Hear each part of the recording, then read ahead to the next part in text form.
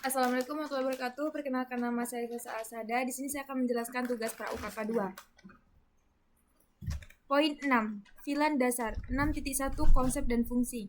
VLAN memisahkan jaringan secara logis walaupun fisik tetap sama. 6.2 analogi. VLAN seperti kamar di satu rumah besar, tapi tiap kamar punya akses berbeda. 6.3 implementasi Winbox. Menu interface ke VLAN, konfigurasi VLAN ID dan interface fisik. Latihan, apa tujuan penggunaan VLAN? Tujuan VLAN adalah untuk memisahkan jaringan secara logis meskipun berangkat di switch fisik yang sama. 2. Apa perbedaan VLAN dan subnet biasa? VLAN memisahkan secara logis pada layer 2 data link. Subnet, pemisahan logis pada layer 3 network. Dikenali lewat VLAN ID. Subnet dikenali lewat IP subnet. VLAN perlu switch yang super VLAN. Subnet tidak perlu hardware khusus. VLAN tidak otomatis terhubung ke subnet berbeda. Subnet perlu routing untuk komunikasi antara subnet. 3.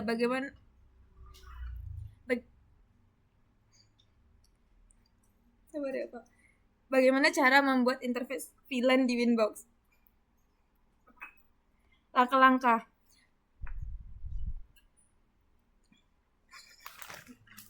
Sabar, Pak.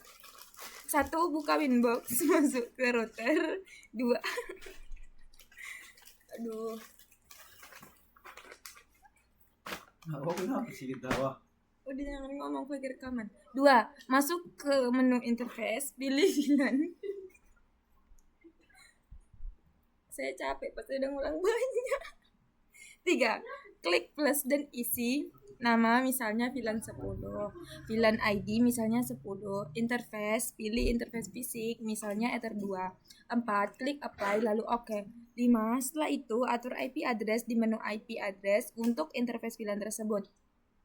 Soal yang keempat, jika dua VLAN memiliki ID sama, apa resikonya?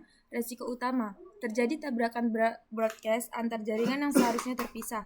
Bisa terjadi kebocoran data, loop jaringan atau perilaku tak terduga di switch yang tidak dikonfigurasi benar. 5. Apakah satu switch bisa mendukung banyak VLAN?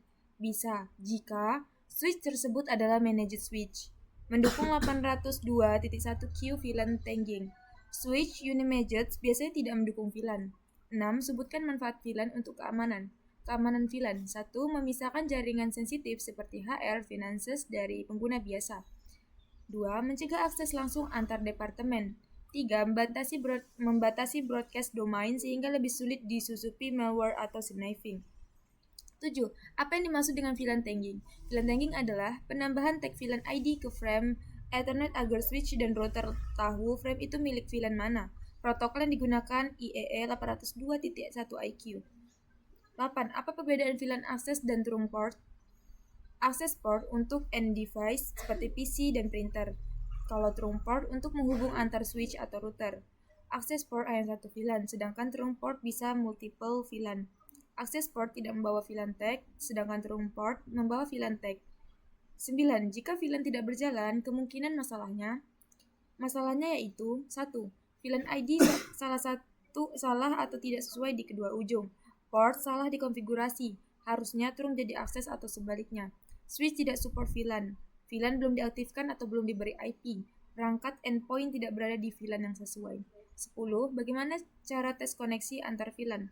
Untuk tes koneksi antar VLAN, pastikan ada routing antar VLAN, inter-VLAN routing, biasanya di router atau layer 3 switch. 2.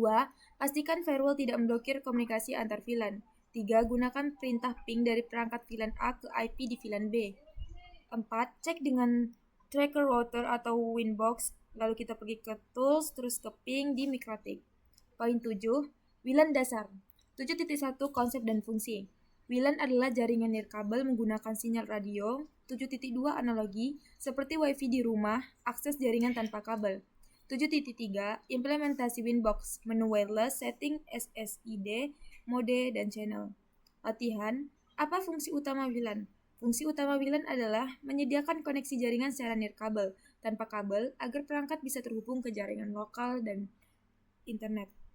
2. Apa itu SSID? SSID, Service Set Identifier, adalah nama jaringan WiFi yang terlihat oleh perangkat saat mencari hotspot. 3. Bagaimana cara mengamankan WLAN? Cara mengamankan WLAN: 1. Gunakan password WPA atau WPA. 3. Hindari WEP. Nonaktifkan SSID broadcast jika perlu, agar jaringan tidak terlihat publik. Gunakan MAC filtering, hanya izinkan perangkat tertentu. Update firewall router secara berkala. Gunakan VPN saat akses jaringan publik. 4. Apa perbedaan mode Brigge dan AP Brigge?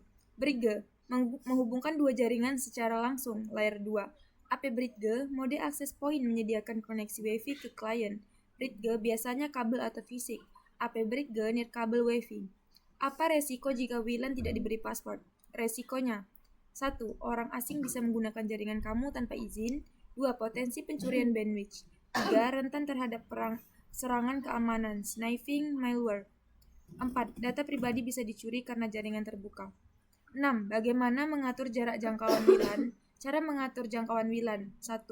Atur power output, daya pancar di router atau access point. 2. Gunakan antena eksternal atau repeater untuk memperluas area. 3. Hindari penghalang fisik, tembok tebal dan logam. 4. Pilih kanal frekuensi yang tidak banyak interferensinya. 7. Apa itu frekuensi dan bagaimana memilihnya? Frekuensi adalah frekuensi gelombang radio yang digunakan oleh Wi-Fi untuk berkomunikasi, misalnya 2.4 GHz atau 5 GHz. Memilih frekuensi yang tepat penting untuk mendapatkan jangkauan dan kecepatan optimal. 2.4 GHz, jangkauan luas tapi sering padat atau interferensi. 5 GHz, kecepatan lebih tinggi, interferensi lebih sedikit tapi jangkauan lebih pendek. Pilih frekuensi yang minim interferensi dan sesuai kebutuhan jaringan. Apa itu channel weight dalam WLAN? Channel weight adalah lebar pita frekuensi yang digunakan Wi-Fi untuk transmisi data. Contoh 20 MHz, 40 MHz, 80 MHz pada 5 GHz.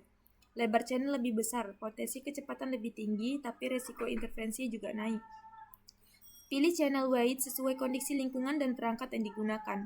Apa dampak interferensi sinyal? Dampaknya yaitu penurunan kualitas dan kecepatan koneksi Wi-Fi, putus-putusnya koneksi, latensi tinggi, dan gangguan komunikasi. Bisa menyebabkan perangkat sering reconnect. 10. Cara menambah password baru di Winbox.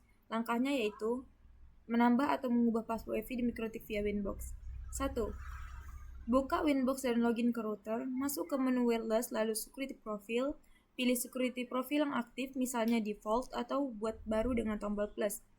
4. Di kolom WPA preset key masukkan password baru, pastikan authentication types sudah sesuai misalnya WPA 2, PSK. Klik apply dan OK. 7. Pastikan interface wireless menggunakan security profile yang sudah diubah. Poin 8. Hotspot dasar. 8.1 Konsep dan fungsi. Hotspot adalah layanan jaringan yang memaksa pengguna login sebelum akses internet. 8.2 Analogi. Seperti koneksi Wi-Fi hotel yang meminta username password. 8.3 Implementasi Winbox. IP, hotspot, lalu ke setup. Tambah user, lalu aktifkan DHCP. Latihan 1. Apa itu hotspot dalam jaringan? Hotspot adalah jaringan Wi-Fi publik atau lokal yang menyediakan akses internet dengan sistem login, biasanya menggunakan username dan password. 2. Bagaimana cara kerja login hotspot?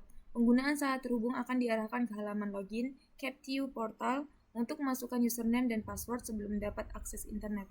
3. Langkah setup hotspot di Winbox. Buka Winbox, masuk ke router, pilih IP lalu hotspot dan klik setup. Pilih interface Wi-Fi atau LAN yang akan dijadikan hotspot. Ikuti wizard untuk konfigurasi IP, DHCP, DNS, dan user profile. Di mana membuat user hotspot? User hotspot dibuat di IP lalu ke hotspot lalu ke user pada Winbox. Klik plus untuk menambah user baru. 5. Apa keuntungan hotspot untuk sekolah? Memudahkan akses internet, memperoleh data penggunaan untuk monitoring, mengatur bandwidth agar adil, meningkatkan keamanan jaringan. 6. Apa resiko hotspot tanpa password? Bebas digunakan siapa saja, bisa membebani bandwidth. Rentan penyalahgunaan, download ilegal, hacking. Potensi gangguan keamanan, sniffing, malware. 7. Apa itu ideal timeout di hotspot? Ideal timeout adalah waktu maksimal tidak aktifnya user sebelum otomatis logout dari hotspot. 8. Bagaimana blokir user tertentu di hotspot? Masuk ke IP, lalu ke hotspot, lalu ke aktif.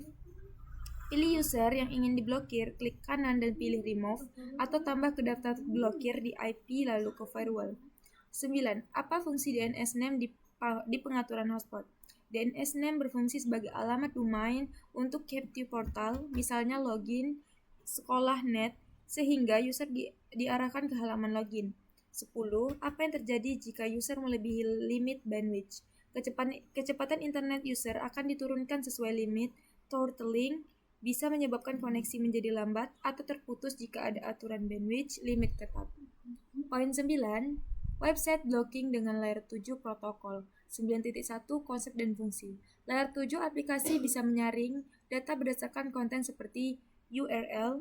9.2 Analogi. Seperti penjaga yang mengecek isi surat sebelum boleh dikirim. 9.3 Implementasi Winbox. Kita masuk ke IP, lalu ke firewall, setelah itu ke layer 7 protokol. Buat rule dengan pola regex, URL, block di filter rules. Latihan. Apa fungsi layer 7 protokol? Fungsi layer 7 adalah memfilter atau mengenali jenis aplikasi atau konten berdasarkan pola data pada payload paket, misalnya HTTP request, bukan hanya IP atau port. 2. Apa beda layer 7 dan layer 3 filtering? Layer 7 filtering, filter berdasarkan isi data aplikasi payload. Layer 3 filtering, filter berdasarkan alamat IP dan protokol. Layer 7 filtering bisa deteksi aplikasi spesifik, YouTube atau Facebook. Layer 3 filtering hanya mengenali IP, port, protokol, TCP atau UDP. Lebih kompleks dan berat, prosesnya lebih cepat dan sederhana. 3. Bagaimana membuat rule layer 7 di Winbox? Caranya, masuk ke IP, lalu ke firewall, lalu ke layer 7 protokol. Klik plus untuk buat rule baru. Isi nama dan masukkan regex pola untuk aplikasi yang ingin dikenali. Gunakan rule ini di firewall filter dengan chain forward atau input, action drop atau reject, dan pilih layer 7 protokol yang sudah dibuat. 4. Apa arti regex di layer 7? Regex, regular expression, adalah pola terakhir yang digunakan. Ada pola teks yang digunakan untuk mengenali bagian tertentu dari data dalam paket, misalnya URL atau header HTTP. 5. Berikan contoh pola regex untuk blog YouTube. Sama dengan tanda panah atas titik plus buka kurung youtube.com buka tutup kurung titik bintang $. 6. Apa kekurangan layer 7 dalam kinerja? Memerlukan resource CPU lebih besar karena depth packet inspection. Bisa memperlambat jaringan jika rule terlalu banyak atau kompleks. Kurang efektif jika data sudah transkripsi HTTPS. 7. Apakah layer 7 bisa di bias pass? Ya, terutama jika aplikasi menggunakan enskripsi sehingga pola payload tidak terbaca. Jika user menggunakan VPN atau proxy dengan teknik tunneling atau enskripsi lainnya. 8. Apa langkah memblokir Instagram dengan layer 7? 1. Buat ringset layer 7 dengan pola yang mengenali domain Instagram. Contoh, tanda panah atas titik plus buka kurung instagram.com tutup kurung titik bintang $. 2. Buat firewall filter rules. Chain forward protokol TCP layer 7. Pilih reset Instagram, actionnya drop. 9. Apakah layer 7 memblokir HTTPS? Tidak efektif memblokir ini HTTPS karena data dienkripsi. Layer 7 hanya bisa mengenali domain SNI di handshake TLS terbatas. Untuk HTTPS biasanya dibutuhkan SSL inspection atau pemblokiran IP atau domain. 10. Bagaimana melihat apakah rule layer 7 aktif? Caranya, cek di IP lalu ke firewall, setelah itu filter rules. Apakah rule dengan layer 7 protokol sudah ada dan dalam posisi enable? Gunakan torch atau log untuk melihat traffic yang terkena rule. Bisa juga cek counter paket atau byte pada rule tersebut. Sekian dari saya. Assalamualaikum warahmatullahi wabarakatuh.